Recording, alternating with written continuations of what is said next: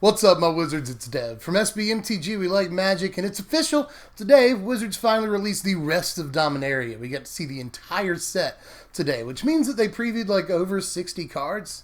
That's a lot of cards. So what I'm going to do today is I'm going to pare it down a little bit. I'm going to give you my favorite 10 cards from today. First of all, though, a couple of rules before we just jump into things. Come on now, back up a second. First of all, this is only going to be cards that we didn't know were already in the set. You know, brand new stuff that wasn't in the leak. So even though stuff like Fight with Fire and Blink of an Eye looks really, really sweet, and we got to see the art for them today, we already knew they were in the set. So even though they are really good cards, they're not on the list. Another quick thing, just for clarification here, is that this list is mostly going to be comprised of stuff that I think might be, standard playable or some format playable. We saw a lot of stuff that could be really good and limited today that's not going to make the list because, again, mostly I want to put in, constructed playable stuff here. And with that, I think we're done with the rules. We can go ahead and move on to the list. First of all, honorable mention, Nature's Spiral. This is actually just a reprint. And a pretty good one at that. If nothing else, I like that we have a sort of regrowth effect in the Brawl format. If nothing else, that's kind of nice. And I know it's not straight up regrowth, it never was. But it's still a pretty cool card for a little bit of card advantage in the late game, whether it's in limited, yes, your sealed deck when you go to your pre-release might include this card. It's not bad card advantage in late games. But in Brawl, you're looking for an effect like this in those singleton type formats. And this is probably going to make the cut in a lot of green decks. Now that's done, we can actually move on to the list here. Starting with number 10, Artificers Assistant. This is just 1 blue mana for a 1/1 bird with flying, of course. And whenever you cast a historic spell, you scry 1.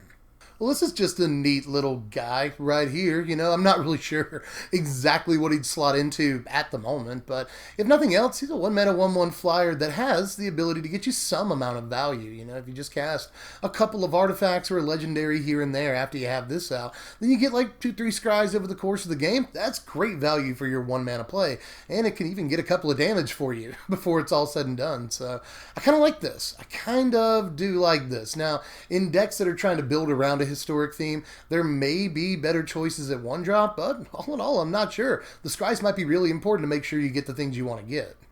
But up next at number 9 is Short Sword. I'm actually going to talk a lot about this relatively innocuous looking card. Doesn't look like there's much to say here, but I actually have kind of a lot to say. But Short Sword itself is just a 1 mana artifact and it's an equipment.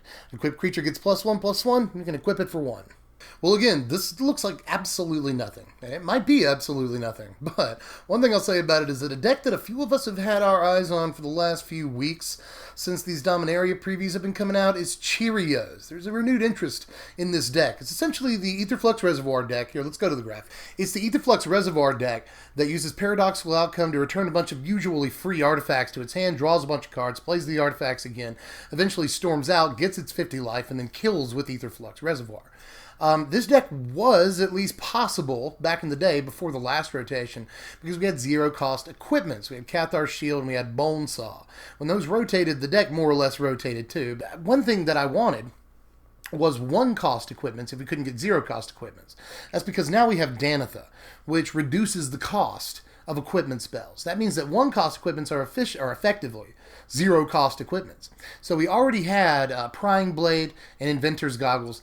Now with Short Sword, we have a third 1 mana cost decent equipment in the format that we can cast for 0 with a Danitha out. I think that might end up making all of the difference. And there's been even more cards previewed that could be good for this deck. So I think we might have an outside chance of seeing Cheerios come back just a little bit. It's not like it took the world over last time, but at least it was possible. And I think it might be possible again, and Short Sword might be sort of the last straw as far as, this deck being playable. We just needed one more good 0 or 1 cost equipment to work with Danitha, and we got it.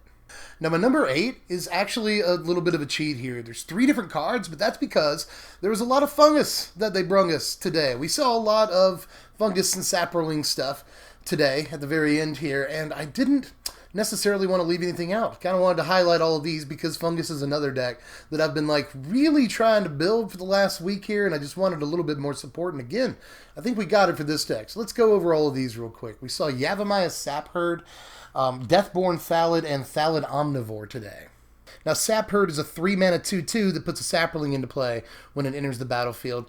Deathborn is very similar, actually. It's a 3-mana 3/2, extra point of power there, but you have to wait till it dies to get to Saproling. And then Omnivore is a 4-mana 3/3 fungus, and you can pay 1 and sacrifice a creature to have it get +2/+2 until end of turn, and if you sacrificed a Saproling this way, you gain 2 life. So I like these, Sap Herd's kind of giving me Jungleborn Pioneer vibes, and that's a good card for the Merfolk deck. And although this does put out 2 different creature types instead of 1 creature type on 2 bodies like Pioneer does, I don't think that it'll matter that much. The 2-mana Lord is a Lord for both Fungus and Saprolings. So in that case, both creature types are relevant towards that Lord. So I really like Sap Herd. I actually think that if green-black Saps has a chance at all, green-black Shrooms, whatever you want to call it, then it's probably, this part's probably going to end up being a 4 of.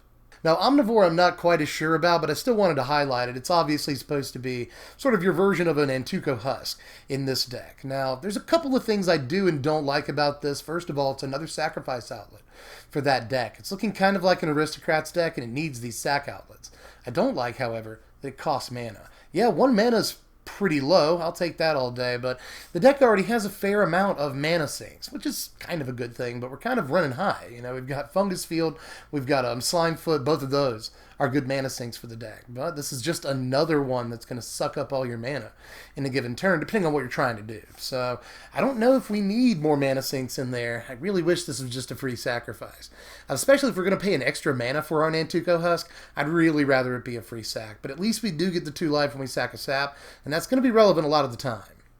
But we've arrived at number 7, and this is kind of a weird one to be excited about, but I'm actually really excited about it. The Blue Fire Weaver. Here's Diligent Excavator right here. It's 2 mana, 1 and a blue for a 1/3 Human Artificer, which is actually kind of a relevant creature type right now. And whenever you cast a historic spell, target player puts the top 2 cards of their library into their graveyard. Again, this kind of reminds me of Reckless Fireweaver. I know that Fireweaver does damage, this mills, but that's kind of what the blue version of a Fireweaver would do. And it's a little bit more flexible than Fireweaver. Fireweaver's just artifacts. This is historic cards, period. And in any deck that you have the ability to loop, or, we're just talking about Cheerios. This might be an alternate win con for a Cheerios deck, if you just have the ability to bounce a bunch of really cheap artifacts over and over, or cheap legendaries even, and then play them, then you have the ability to mill an awful lot of cards, and in a format with Fraying Sanity, that's actually kind of a consideration. So I know it's a little janky an idea, but I think this might be a cool card for mill decks that play a bunch of cheap artifacts, especially ones they can bounce effectively. Like it a lot. A lot of people were lamenting the fact that we haven't seen a whole lot of mill support in this set, so at this point I'll take what we can get, and I think this might actually be slightly a better piece than it looks at first glance. Again, if you can find a way to loop stuff, this thing could actually be pretty dangerous. Now, my number 6 really doesn't look like much at first, but I think this might be one of those under-the-radar cards that's actually kind of really good. Here's Sanctum Spirit right here. It's 4 mana, 3 and a white for a 3/2 Spirit with lifelink. Discard a historic card. Sanctum Spirit gains indestructible until end of turn. Okay, now 4 mana is a lot. 4 mana is a lot. And, it cost a card to make it indestructible. That's actually a pretty high cost. And in terms of making it indestructible, is this better than Adanto Vanguard? I actually doubt it. Adanto Vanguard has the potential to have the same power as this. And, in some ways, I'd rather use my life than actually have to pay a card. But at the same time, this having lifelink is a big deal. Lifelink and Indestructible are 2 of the best abilities you can put on a creature, and having them together is really good. It can be tough for an opponent to fight their way out from under that combination. They can't get rid of the creature, and it's going to gain you life every single turn. They can't attack into it. It's hard to block and deal with. I like a lot about this. I think that the 4 mana casting cost is really steep. I think that might end up killing any real constructed playability this thing has, but again, sly. A little bit under the radar, but I think that the stats on this are okay, and the 2 abilities are crazy. Even if you have to lose a card, there's obviously ways you could fuel graveyard strategies with the, discard a historic thing, discard a legendary to reanimate, discard an artifact for various reasons, but also refurbishes in the format. So I think there are ways to abuse this, and honestly, it doesn't look like it'd be too hard to abuse. To begin with, 3 power with lifelink is an okay deal in the first place, and the fact that it's just going to survive a ton of combat encounters while fueling your graveyard might actually make this an okay creature. Now, my number 5, I'm actually kind of jacked about. This is the kind of creature I was hoping we'd get the entire time the set was being previewed, and we had to wait until the last day to see it. But pretty jacked about it. Here's Champion of the Flame right here. It's 2 mana, 1 and a red for a 1/1 human warrior with trample. Champion of the Flame gets +2/+2 for each aura and equipment attached to it. Beast. Beast. I was hoping we'd get an Enchantress, and this is as close as we're going to get, it seems, in this set. I really, really like this thing, but I will recognize that the blowout potential is pretty high. You know, as soon as you go to put an aura on it or attach an equipment to it, they can just use their removal spell, and then, oh no, you're out your aura and your guy. Yeah, that happens sometimes, whatever. But we're going to look at the bright side here. The fact of the matter is that we haven't seen a build a battleship type dude like this in Standard in what seems like too long, especially one that's only 2 mana. I really like that about it. You know, as early as turn 3, especially if you're on the play, that's a pretty good way to get started. You know, a lot of these Enchantress creatures will sometimes cost 3 mana.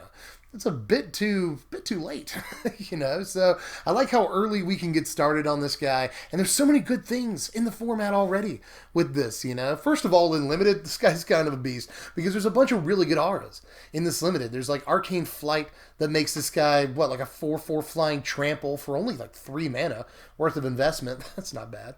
You know, there's a ton of stuff in Limited. On Sarah's Wings is a good option. There's a lot, but in Standard at large already, there's a bunch of cartouches that go really, really well on this guy. You know, there's Consuming Fervor is going to go good. Curious Obsession goes well. Have yourself a 4/4 trampler or whatever. It seems great. So, like, all of that seems awesome with this guy, and I can't wait to get to brewing some sort of budget things. He's just great, and I hate how long we had to wait to get a creature like this in Standard again. I like this guy a lot.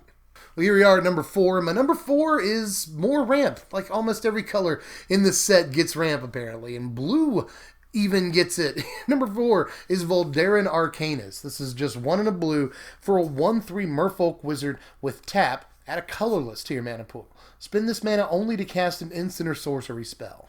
Alright, so it's not Baral. It's not Baral, but at least it's like extra copies of Baral effectively, if you want them in Standard, and I think that might be nice. Again, even blue gets ramp. Even blue gets ramp in this set. And there are obviously some huge spells that you want to be kicking into play in this set, and even stuff that you don't have to kick. It's just, it costs a lot to play it in this Standard. So I could see this seeing some amount of play, whether while Baral's still in the format as extra copies of Baral, or even after Baral rotates as just a stand-in for him. So, you know, possibly, maybe, but I should at least point it out that a card like this isn't bad. You know what I mean? Like, even if it doesn't see play, at least it's better than 90% of the other stuff that we saw today that's limited only. This might actually have a chance, especially in budget decks. Now, we've made it to the top 3 here, but I do want to go ahead and say that the next couple of cards will probably have to wait on rotation to see any real play. Rotation happens in the fall, late September, early October. That's when both Kaladesh and Amonkhet blocks rotate. So I think that these next couple of cards are way more likely to see play after rotation hits. But with that in mind, here's my number 3. Grow from the Ashes. It's 3 mana, 2 and a green for a sorcery with Kicker 2. Search your library for a basic land card, put it onto the battlefield, then shuffle your library. But if you kicked it, you get a second land too. Now, one cool and kind of easy to miss thing about this card is that it puts these lands into play untapped, which a lot of these kind of cards will not do for you. So that's one cool thing to note. But even with that, right now in the current Standard, this is probably just either a worse Gift of Paradise or a worse Hour of Promise, no matter what you do with it. But once rotation hits, both of those cards are gone, which means that this is going to be a stand-in for both of them. So I think it's definitely worthy of note that this card might see some play a little on down the line, and could even see play right now, depending. You know, again, the ability to put the lands into play untapped could make a huge difference.